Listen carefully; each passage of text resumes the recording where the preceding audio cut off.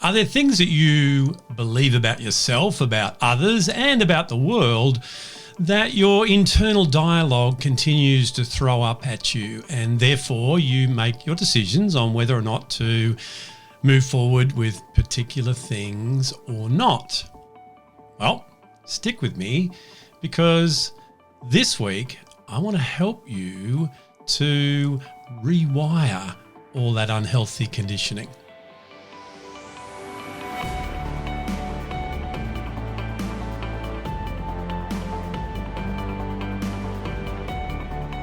Hi, this is Grant Herbert, VUCA Leadership and Sustainable Performance Coach, and today I want to continue our conversation around building up our identity by helping you to set no limits.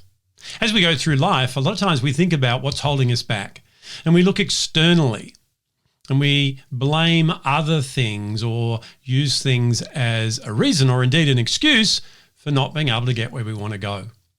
My experience in my own life and with working with many people around the world is that it's exactly the opposite to that. It's what goes on internally that is really holding you back. And the key to unlocking and therefore releasing yourself from that place that is holding you back is to recognize the beliefs that you've formed about yourself and about others, and indeed generally about what is going on in the world over the years that you've been around. It's called conditioning. You know, we've talked about this before. It's that process in the brain where neurons fire together, they wire together, they form a pattern. And it has started with the belief that we have, the meaning that we put on something that's been said to us about us or that we've experienced. Then, nursed and rehearsed over a period of time, that becomes a strong neural pathway that triggers and therefore dictates our thoughts and our behavior in certain situations.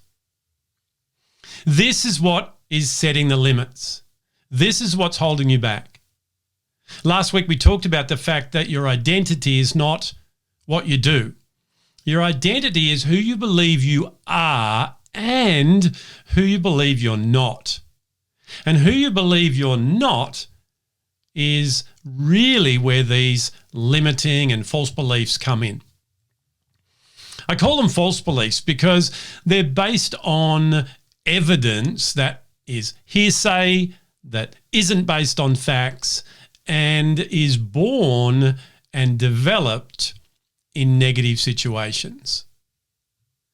For many years of my life, I believed things about myself which then held me back from being who I needed to be in many areas of my life. Who you believe you are being the foundation, as we've said, for everything that you do. When people go for particular careers or jobs that have been advertised, there's plenty of research to show that people will determine already whether or not they feel worthy and indeed capable, qualified, or able to do the job, and that determines whether or not they go for it. And that's just one example of a limiting process that you're putting yourself through.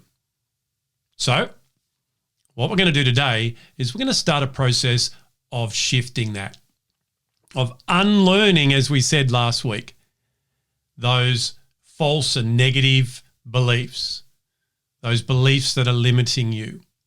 We're going to relearn some new ones, and then we're going to repeat those. We're going to practice and nurture those. We're going to nurse and rehearse them just like we did the other ones. And then they will become your new normal. When they become your new normal, your behavior will change as well. All right, so let me explain the process of how you're going to do this. There are 4 things that you need to do to be able to get this new brain wiring, these new beliefs. The first thing is to recognize. You need to identify and recognize and acknowledge the beliefs that you've currently got, the ones that are not serving you, the ones that are based on the fear of not belonging, the fear of not being enough, or the fear of not being loved. Those false and limiting beliefs that you've placed on yourself based on what you've heard and what you've taken in as being true. So recognizing them is the first step. To do that, you may need some help. You may need a coach or someone who can help you to go through that process so that when that mini me, that small voice pops up and says, no, that's not a limiting belief. That is what we need to believe so that we can thrive and survive.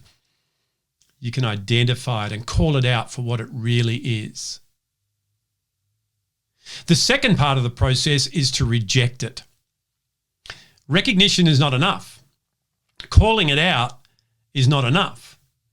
To be able to move forward, you need to reject that belief as being true. You also need to acknowledge that it is no longer serving you, because the inner dialogue that you have that is continually running has been set up by you to believe that that belief is giving you what you need. So rejecting it and saying, no longer will I believe that. That's not true. Objection, facts not in evidence. Until you do that, you're not able to move forward. So we've recognized it and we've rejected it. The third thing we need to do is replace the belief. Now that we've recognized it and rejected it, we need to replace it with something that's going to give you what you want, however, in an empowering way. So to do that, what we can do is take the negative belief, flip it into the positive. So for example, as I said, when I was young, I developed a belief that I was not lovable. Therefore, everything that I did came out of that belief. But when I recognized that and that it wasn't serving me and I rejected it and said, no, that's not true, I looked for the evidence of what was true. And by flipping that to the part of my story about my mum, I recognized that I was so lovable that my mum was willing to do what she did. So reframing into the positive the belief you already have will help you then to have something that you can replace that old negative one with.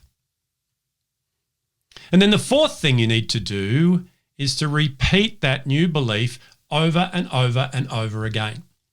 Just like you did with the old one, nursing it, rehearsing it, believing it, having it challenged by your inner dialogue, because that's going to happen. And then getting clear and going, no, this is the new belief. And then repeating that belief, whether that be with positive affirmations or by just when you hear the old one coming up, stamping it down and going, no, this is the truth. Over a period of time of repeating and repeating and repeating, that will become an ingrained belief. Initially, you may not believe it. You may be tricking your brain into believing it by that repetition. And there's a point that comes when it does become your truth. And that's when it becomes really, really powerful. So we've recognized it, we've rejected it, we've replaced it, now we've repeated it over and over again. And that then will rewire your brain. Then as you go, moving forward, those new beliefs will be the one that will lead you. They will be the ones that determine your decision-making process. And they will be the foundation of who you believe you are, your identity. Well, that's it from me for another week. Join me again next week as we continue this conversation around building up our identity so that we can be everyone that we need to be in every area of our life, bringing our personal best, not holding back because the opinion that we have of ourselves doesn't match up with the truth. I'll see you then.